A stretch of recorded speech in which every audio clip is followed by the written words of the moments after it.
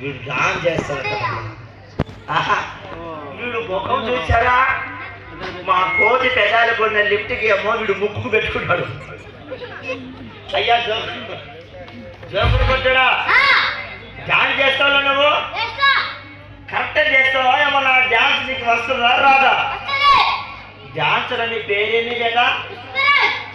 అసలు కోతుల పేరు పిల్లలందరికీ పరిచయం చేశాను. జిగిల్ రాని బ్రహ్మాండం.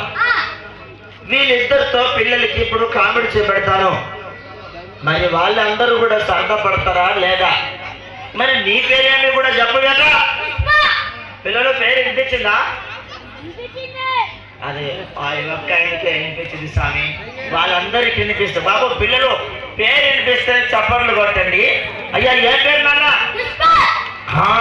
చప్పలు కొట్టడం గట్టిగా. పుష్ప, నీకు డాన్స్ వచ్చా? కరెక్ట్ చేస్తావు. మరి ఈ పబ్లిక్ లో నీ డాన్స్ ఎవరికి నచ్చకపోతే వీడు తొడలు కొట్టి సవాలు కొట్టిందంటే కరెక్ట్ చేస్తాడు. నీకు వస్తుంది కదా? అయితే మా పొట్టతో చిన్న కామెడీ చూపెడతాను. పిల్లలతో పాటు పెద్దవాళ్ళు కూడా సరదా పడుతుందన్నా.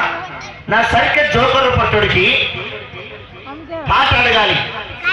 ఆయనకి ఏ సినిమా పాట కావాలో చెప్తాను. అయ్యా జోకర్ పుష్ప, నువ్వు డాన్స్ చేస్తున్నావు కదా, ఏ పాట మీద చేస్తావు బేటా? మీరు బాగా దొరికింది పో పిల్లలు. నువ్వు ఏ పాట మీద డాన్స్ చేస్తావు స్వామి? నేనంటే వీడికి చికెన్ కావాలంట. చికెన్ కావాలి అడుగుతుంది. అయ్యా ఏ పాట కావాలి బేటా? పిల్లలు ఏ పాట బాబు? పిల్లలు కూడా చికెన్ కాదు నాన్న, జిగిరి సార్. అదే నాన్న.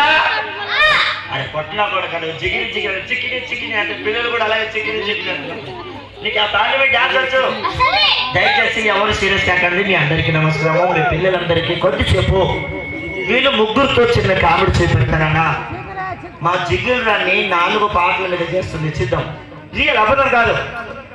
ఫస్ట్ పాట ఏం పాట తెలుసనా? అమ్మేంద్ర